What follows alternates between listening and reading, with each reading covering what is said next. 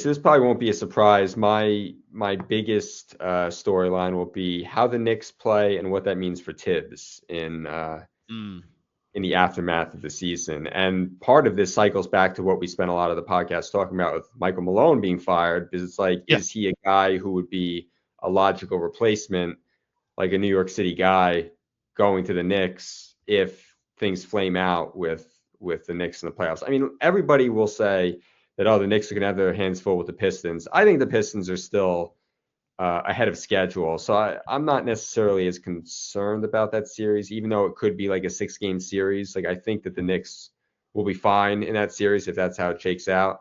My concern would be how they look when they play Boston. I mean, if they lose a series 4-0, 4-1, I feel like you'd have a hard time bringing him back, given that the expectations for this team with what they traded for Bridges should have been like, these are all in moves we're making for Towns, for Bridges.